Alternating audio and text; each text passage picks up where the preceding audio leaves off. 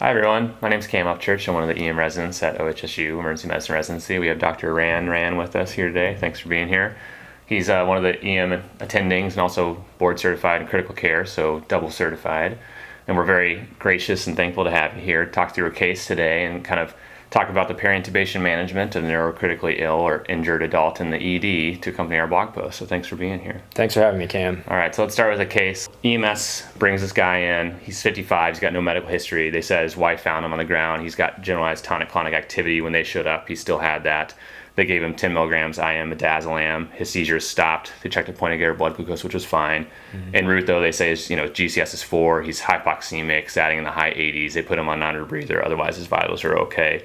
You bring him into the resusc bay immediately, obviously. You get him on the monitor, start getting vitals, quickly check his ABCs and Ds. You notice his vitals are remarkable for some hypoxemia, still like 89%, let's say. But otherwise, okay. His GCS is 4. His airway, you don't feel like he's protecting because of his mental status. He's near obtunded. He has bilateral breath sound. He's got palpable pulses. And quickly on your sort of secondary survey, you notice he's got no real external signs of trauma, but his right pupil is blown and not reactive to light, which is obviously worrisome to us. So what are your thoughts when you are faced with this patient, sort of the immediate things you're thinking and next steps? The patient's very undifferentiated. There can be a lot of things that's going on, but it's my personal rule not to go looking for problems when you have not yet addressed the problems in front of you. So, I mean, it's obvious that this person needs a head CT because he has a very focal neurological exam and you're worried about bleeding, mass effect, increased ICP, all sorts of things, potential herniation. But what you have in front of you right now, before you get that data, is you have someone who just seized and is hypoxemic. And so I would start by just treating seizures empirically, and I would just give this person Keppra off the bat. If you know this person going to that CT scanner, you just don't want to deal with a seizure when they're out of the department and you're not with them, for example. Person's also hypoxemic. So you're going to want to fix that and have a sustainable solution for fixing that when the patient leaves to go to the CT scanner, because you don't want to be intubating in the CT scanner. And given the combination of hypoxemia plus altered mental status, you're right, the best and safest course of action is probably just to intubate them. That would protect their airway and simultaneously guarantee oxygenation.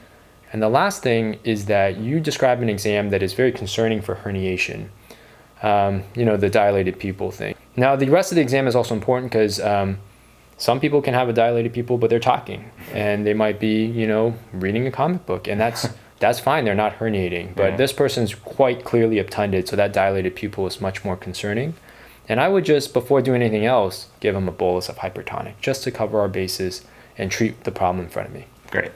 So, you bolus 3%, whatever your ED has, 100, 200, 300 cc boluses. Let's say you don't have hypertonic saline immediately on hand. What can you use instead in the ED that every ED should have? Yeah, that's a great point because most ICUs don't even have 3% saline on hand. If you're in a pinch and you want to do this soon, using an amp of sodium bicarb works. An amp is 50 mils of 8.4%. So 1 to 2 amp bolus is equivalent to about 250 mils of 3% saline. Perfect. So you can do that immediately. We put his head up, obviously, in the meantime. So then we talked about our next steps. We're prioritizing getting a CT. That's what's going to help us figure out what's going on and how to intervene for this person. I think in the ED, from my perspective at least, the whole point is to prevent secondary brain injury, right? This person's had some kind of primary brain injury that we'll figure out hopefully with our CAT scan and imaging. But we want to prevent secondary brain injury to that vulnerable tissue. So preventing hypoxemia, preventing hypotension, and preventing, worsening brain injury. So what are you thinking about to correct their hypoxemia and to sort of pre-oxygenate this patient? Yeah, my approach is pretty much the same thing I would do for all patients, which is that you want to guarantee oxygenation. And you don't even want to call it pre-oxygenation until you've achieved oxygenation. And so this person you described was 89% on room air. And you would approach it in the same way as anybody who's hypoxemic. You might start with a nasal cannula and see if that gets you the rest of the way there. If it doesn't, you might put a non-rebreather on top of the nasal cannula to see if it gets you the rest of the way there. Basic interventions like suctioning the mouth, doing your jaw thrust, optimizing positioning can go a long way. But if that still leaves you with a hypoxemic patient, they need positive pressure ventilation, ideally with a PEEP valve. So a bag mask valve with a PEEP valve is really the only way left and the way you should go. And you should do that even though, RSI has become a fad and most people have gone away from bagging the patient. But this is you're doing it to oxygenate. This is more fundamental than, for example, preventing an aspiration event. You're, again, dealing with a problem that's already in front of you. You're preventing another problem is kind of a second afterthought. Exactly, especially maybe in the person that's, obtunded and hypoventilating, right? They probably need some ventilation with the bag. Yeah. And the risk of aspiration probably is less than we think it is. Yeah. And we have some data in the Prevent trial that just came out as well, too, at least in all comers that were critically ill, that, using a bag after induction does prevent hypoxemia, which is important, obviously, in this patient population.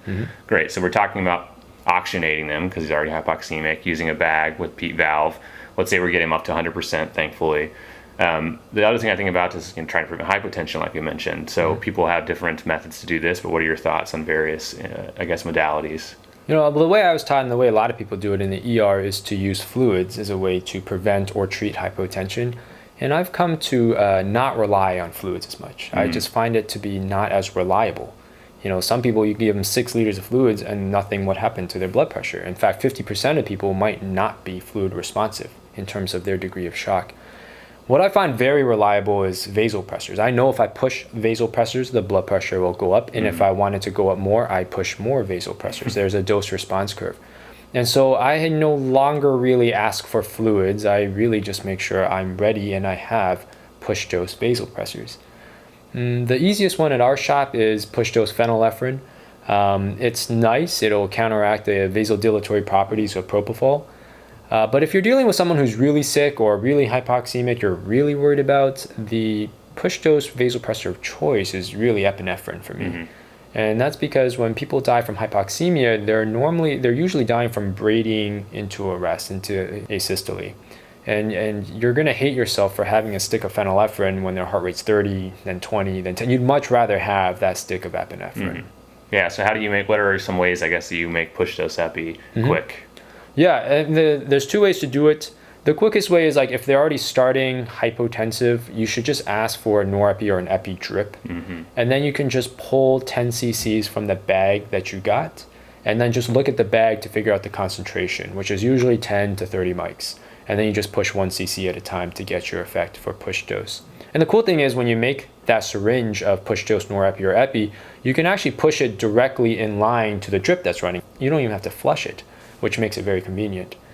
Now, if they weren't hypotensive already and you don't want to, use a bag for a potential effect, I usually just open the code dose epi. I take 10 cc's, I eject 2 cc's, and I drop 2 cc's from the code dose epi, and that becomes 20 mics per mil. You can do it with 1 cc and get 10 mic per mil. I just find that 20 is a little bit nicer because I rarely run out of that syringe. Perfect. Whereas with 10, not infrequently I run out of that syringe. Yeah. So we talk about preventing hypotension, peri-intubation hypotension, possibly using fluid boluses. Who knows if they're effective? Prepare trial just came out, shows that they're not really effective, at least in all comers that are critically ill as well. But I agree, using pressors, something that, and anticipating it, something that is titratable, long lasting, that you can increase as well. And it's definitely going to be effective over time, which is important in this patient population. Great. So we're ready. We're set up. We oxygenated. We're preventing peri-intubation hypotension by having our push dose pressors ready. Now let's say we're going to intubate the person. What is sort of your thoughts or methods when you're intubating the neurocritically ill? The method is the same for everybody. You do ideally what's fastest and most comfortable to you, but you also have to take certain patient-specific factors in play as well. So if they're an anatomically difficult airway, you want to use the appropriate method to address that, whether it's video or hyperangulated blade or fiber optic.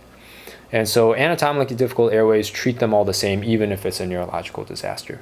One caveat to that is I didn't really appreciate this until recently, but pregnant women are just anatomically difficult airways. They don't look like it from the outside, but everything is quite swollen. So that's a case where I probably would just go directly to a video blade or hyperangulated blade with a smaller ET tube. In terms of the medication considerations, you can really do this job with any medicine that you're comfortable with.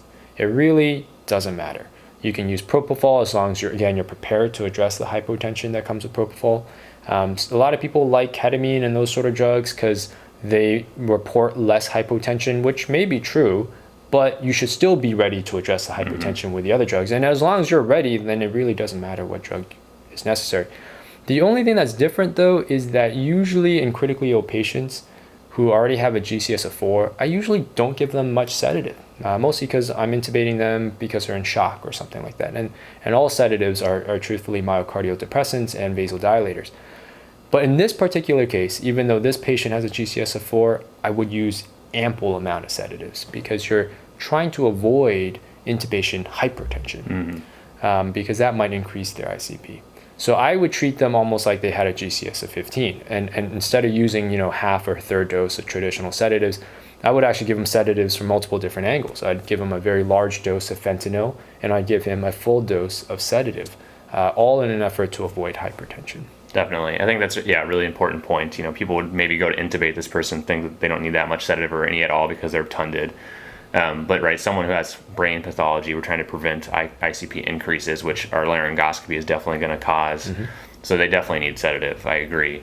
What about like pre-treatment? Like lidocaine or fentanyl, trying to blunt the reflex sympathetic response to laryngoscopy and prevent increases or surges in ICP. Yeah, I would say there's modest evidence for using both of them.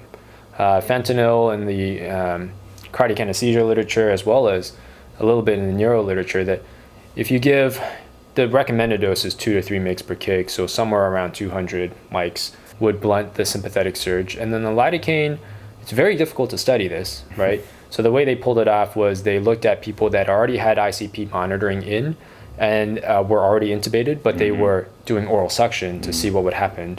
And it turns out if you pre-treat someone with lidocaine, there's less rise in your ICP. So I think if it's something that's immediately available to you and you remember to use it, go for it. Yeah. Lidocaine doesn't last that long anyway. So a single bolus to help you with intubation, probably little harm, maybe some benefit.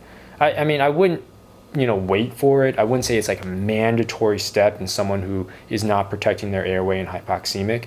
But if you remembered it, good for you. Yeah, especially if they have intracranial hypertension, you think, and they're hypertensive. I think that's a perfect scenario to use it. Yep. What about, I don't really want to beat a dead horse, but are you afraid to use ketamine in people that have increased ICP?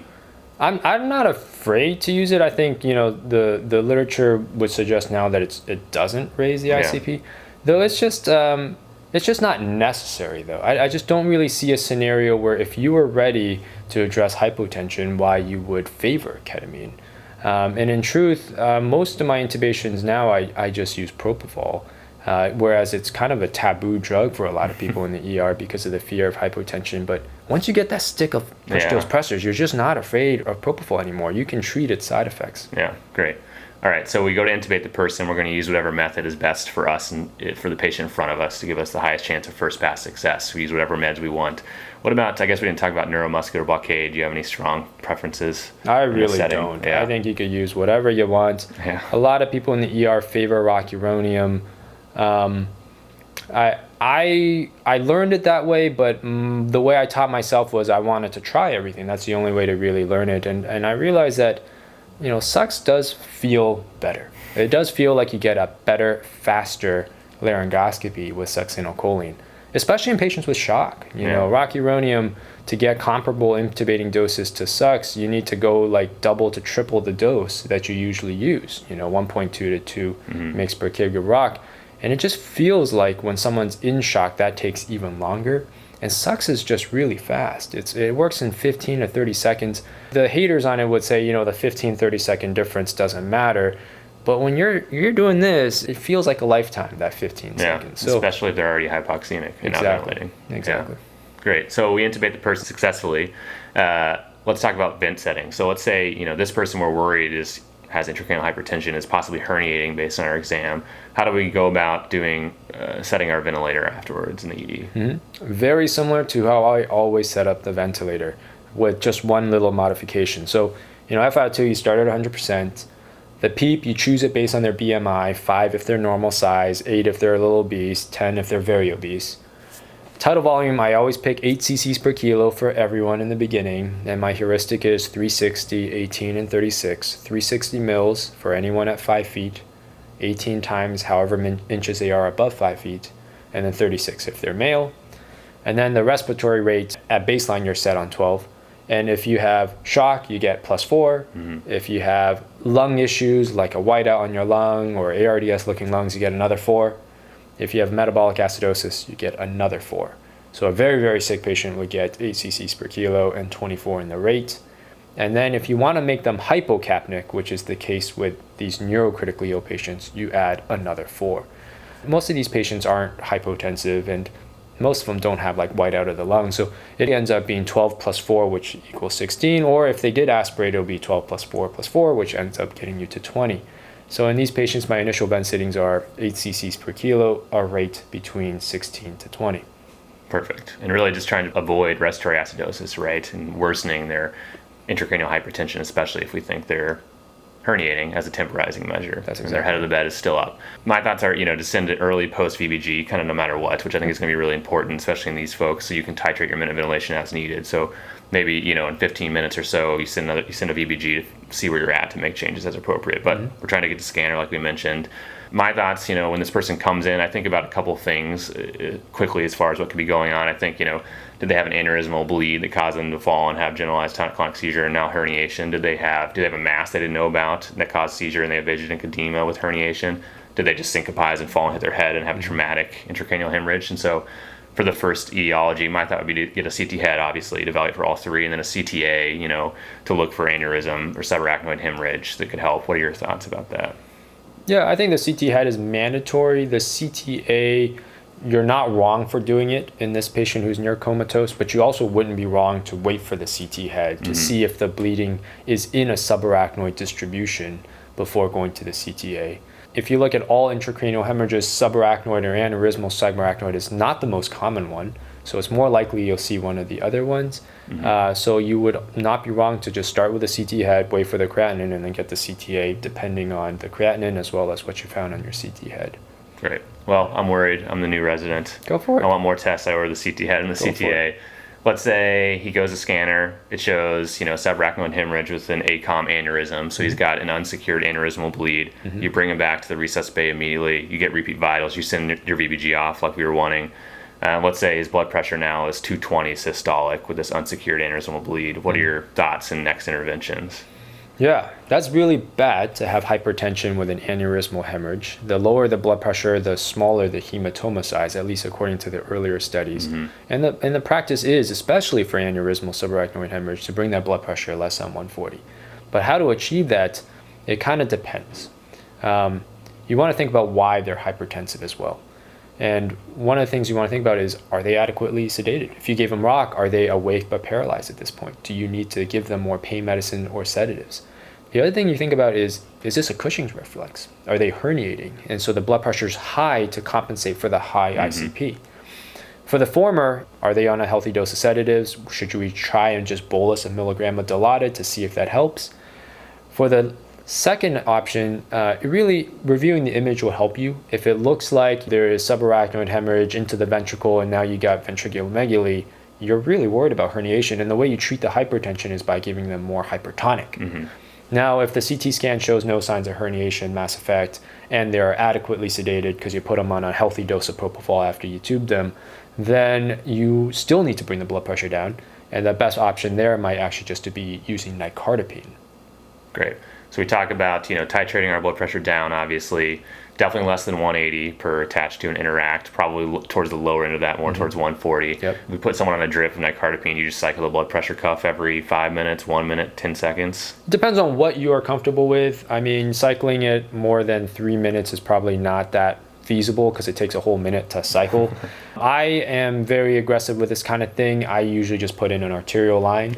I think it's prudent, one, to check your ABGs, two, to monitor your blood pressure. Nicardipine is the drug of choice for first line, but it's something that you should know about it, which is that unlike other titratable medications that's continuous in IV, nicardipine is quite slow in its onset and quite long in its duration.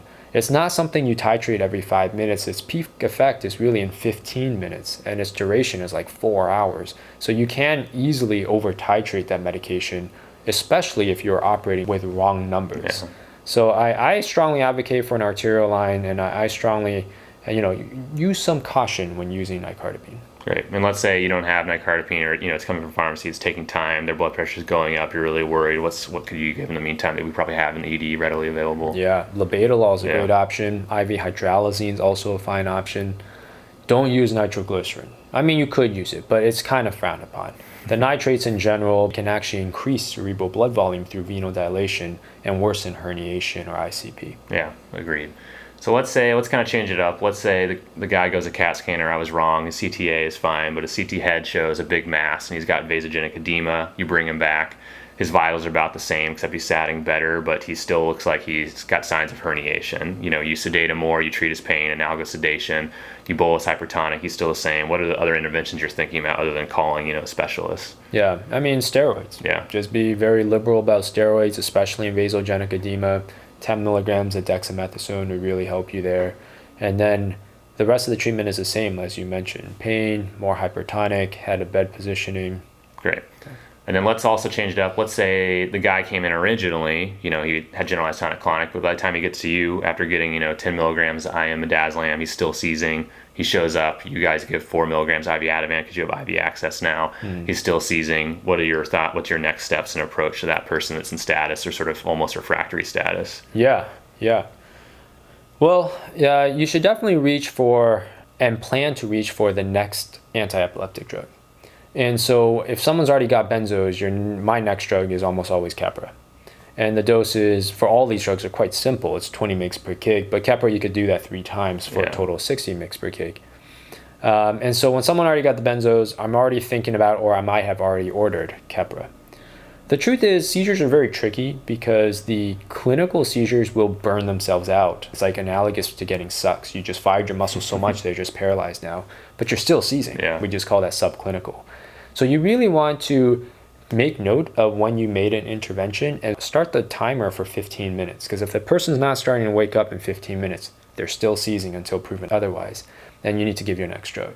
And so thinking ahead like that helps you. So the benzos went in, order the Keppra. 15 minutes go by, Kepra's here, not waking up, give the Keppra, ordering the fosphenytoin. And that's usually my next drug, phenytoin or fosphenytoin. Again, 20 mg per kg. If you get 2 anti-epileptic drugs, you could go out to valproate as your third one, but my practice is it's time to give you a lot of propofol. And intubation with this particular example is more so to facilitate me giving you more propofol safely than because you need the ventilator per se.